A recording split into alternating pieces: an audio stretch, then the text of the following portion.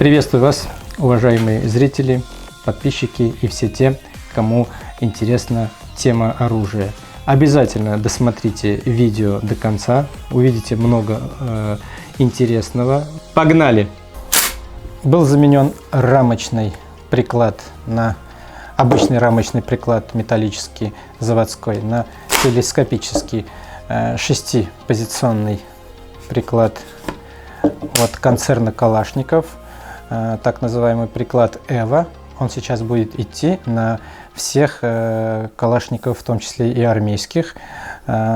Пластиковый прорезиновый тыльник, учитывая, что это армейский вариант и должен по его техническим характеристикам выдерживать выстрел из подствольного гранатомета, уверен, что проблем с выдерживанием 12-го калибра у нас с этим прикладом не будет. Тыльник регулируется по высоте при необходимости, а длину стандартным образом мы можем регулировать по выносу или обратно. Складывается стандартным образом. Позднее я вам расскажу, какие есть минусы и плюсы, а пока пойдем дальше. Стандартный предохранитель был заменен на более эргономичный с дополнительной клавишей под указательный палец, который позволяет нам более эффективно и быстро переводить из режима предохранения в режим огня. То есть, если мы переносим руку, чтобы поставить на предохранитель, это нормально. А если нам нужно быстро осуществить выстрел, когда мы держим, нам нужно убирать руку и вот таким образом спускать вниз. В данном случае можно просто спустить, и все. Это экономит нам и время, и силы. По ходу процесса, просто для эргономики, красоты и проверки эффективности была установлена дополнительная рукоятка для возведения затвора. Ни на что не насаживали, не клеили, просто закрутили. Посмотрим, как он будет себя вести при использовании. Особой изюминкой нашей модернизации это магазин Сайга 12 калибра производства Соединенных Штатов. У нас в России его нет, его не продают нигде. Вот. Он выглядит, мне даже кажется, как от 308 калибра. На ощупь хороший, в эксплуатации не подводит, но наверняка поедем на стрельбище, посмотрим. Может быть, нужна будет дополнительная притирка какая-то.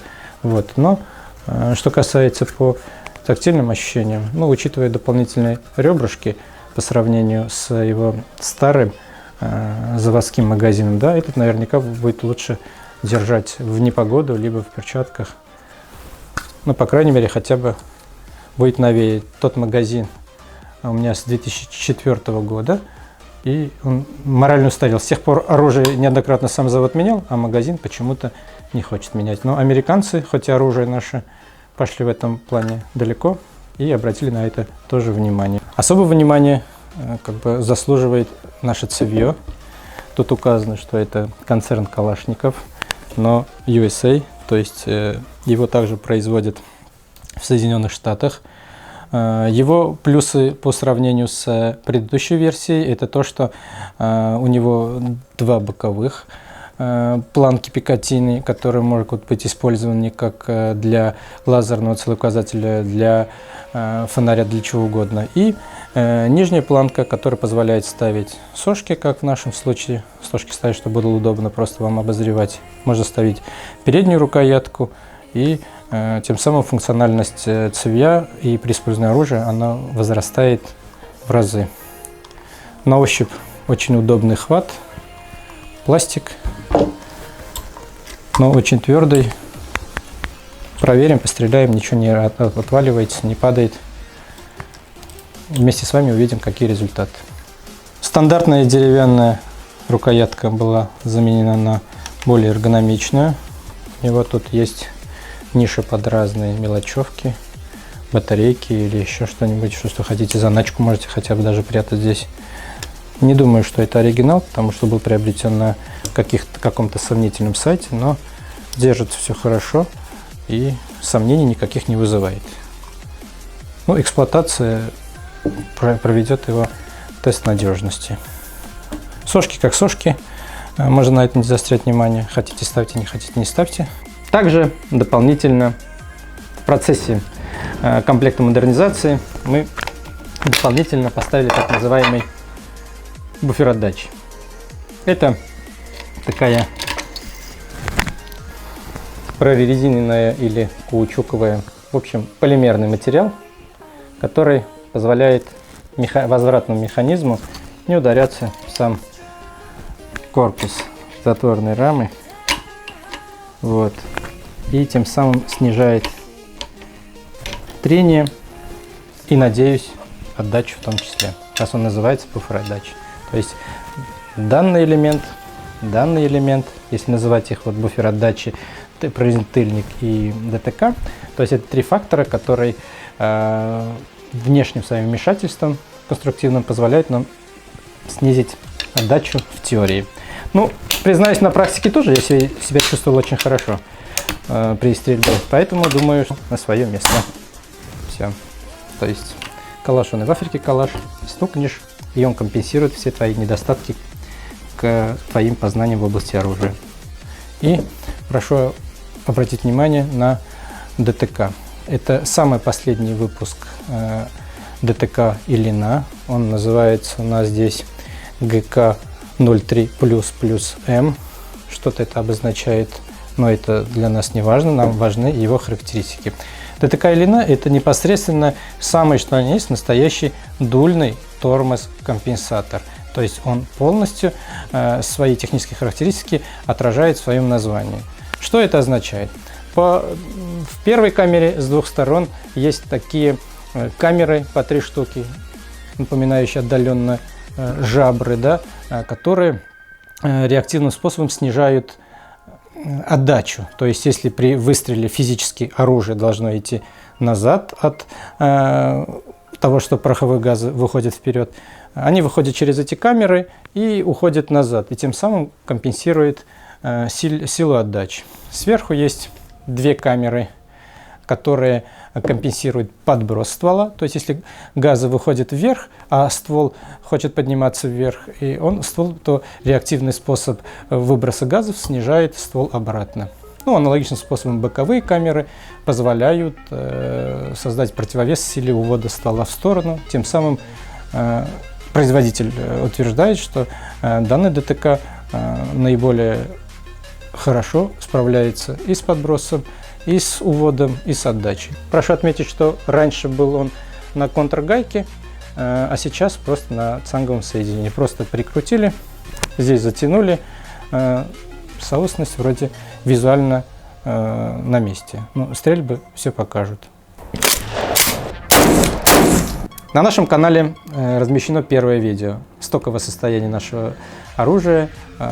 Кто его еще не смотрел, вот здесь у вас наверняка, или вот здесь, да, скорее всего, вот здесь выплывет окошечко, можете нажать и перейти, посмотреть, чтобы понять, почему вообще произошла трансформация данного ружья. Да, очень хочется назвать его карабином, но это глаголословно, значит, это должно быть ружье, все-таки по классификации.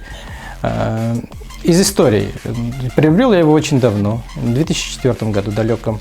И тогда не было такой необходимости в тех модификациях, которые мы сейчас произвели. У нас, помните, было деревянное цевье, на которых не было никаких планок для крепления, а мне это очень хотелось. Ну, ручка, ладно, какая бы там ни была ручка, хотя эргономично гораздо лучше. И приклад нельзя было регулировать по либо росту, либо в зависимости от того, это лето, либо зима. Кто не знает, регулируемся обычно из-за того, что мы в зимней одежде, либо в летней, дальше или ближе хватать. И ДТК там просто был обычный щелевой пламегаситель, который больше был эстетический, чем нес какую-то функциональную нагрузку. Вот. Необходимо было эти модификации произвести только для того, чтобы подвести само мое ружье под мои личные субъективные потребности. То есть я хотел, чтобы была планка, чтобы можно было крепить те или иные элементы. Мы теперь себе можем это позволить. Я очень хотел всегда, чтобы можно было одним пальцем указательным снять с предохранителя и вести огонь, сократить время. Приклад хотел, чтобы был регулируемый, и очень-очень всегда хотел бороться с отдачей, потому что я 12-й калибр очень люблю из него стрелять, но не очень люблю его отдачу. Вот. Данный ДТК с этим справляется хорошо. Были на стрельбище, посмотрите, как он показывает себя в деле. Это травматические резиновые патроны. В каждом по 3 шарика резиновых для самообороны. Спортивная дробь. Пули-спутник. Не понимаю, почему у них тут пыш раньше или позже. Надеюсь, спутник в акции не делает такого же качества, как спутник-патроны.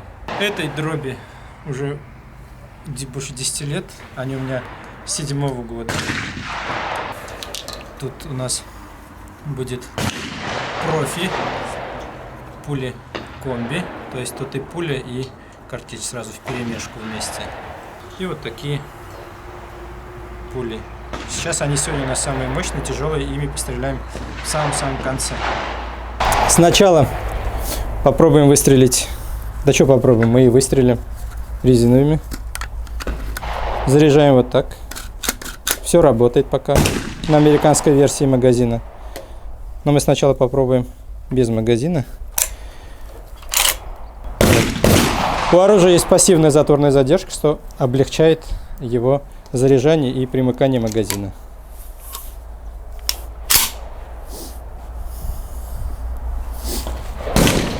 В резиновых патронах мало пороха, потому что это травматические патроны. Соответственно, возвратных газов не будет достаточно и автоматического перезаряда не произойдет.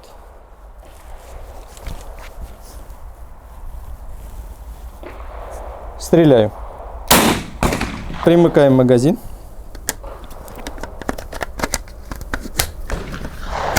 Немножко не заходит, потому что нужно будет наверняка поработать напильником, потому что стандарты, может быть, немножко не те, или же еще новые.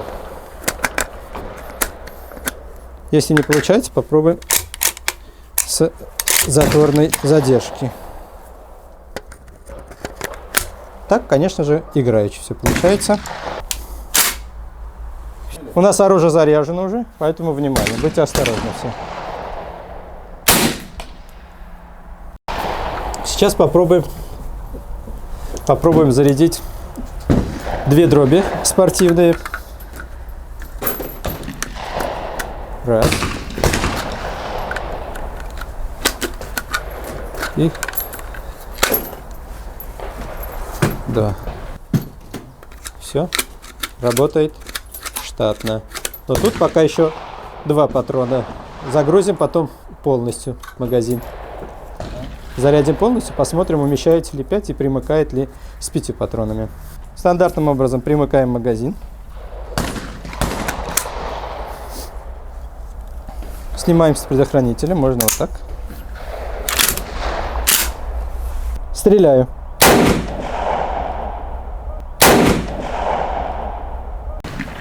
Вот, зарядили 2 патрона.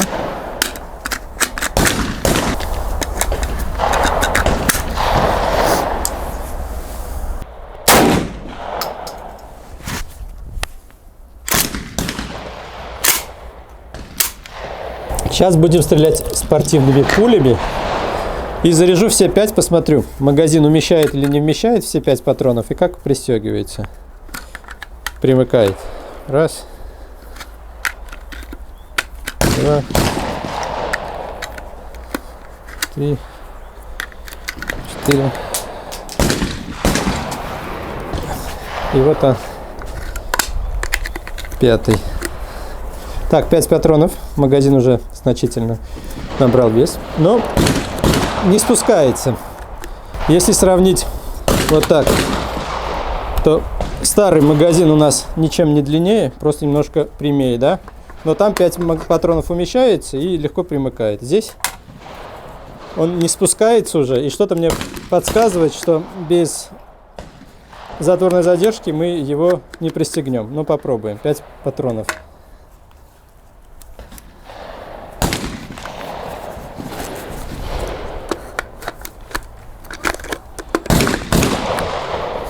Пять патронов не заходит. Один вытащим, посмотрим с 4. С 4 заходит. Значит, дело не в нас, а в магазине. Пружинку можно будет подрезать, если что. Все, а дальше уже игры кончились. Будьте осторожны и внимательны, потому что уже заряжено, я буду стрелять. Стреляю.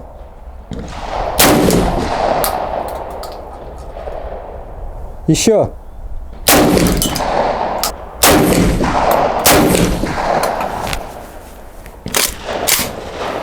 Вот, у нас есть вот это комби. Здесь пуля и картечь вперемешку. Посмотрим, что он из себя представляет. Буду стрелять в большой черный кружок. А потом добавлю вот этими самыми тяжелыми. Тут просто кусочек прутка. Заряжаю этими комби. Тут пуля и несколько картечей. Вот.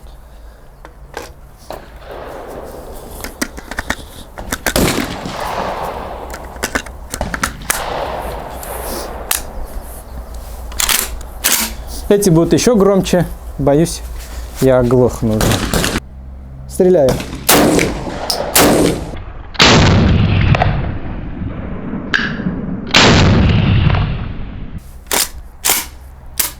Бьет по ушам, будь здоров. 3 дня у меня будет гудеть, реально.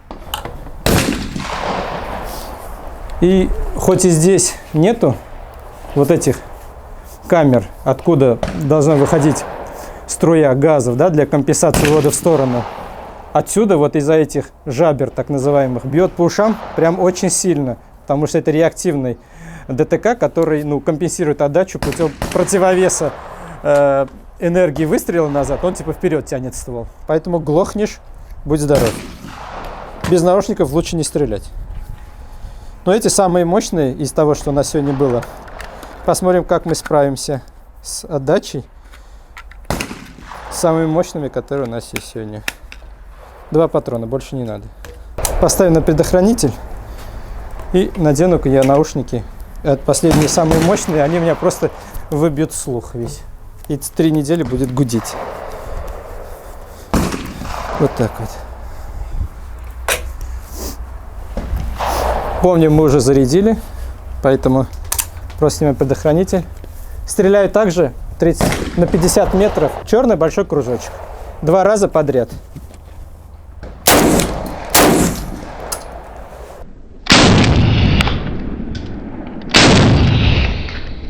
Шатается уже.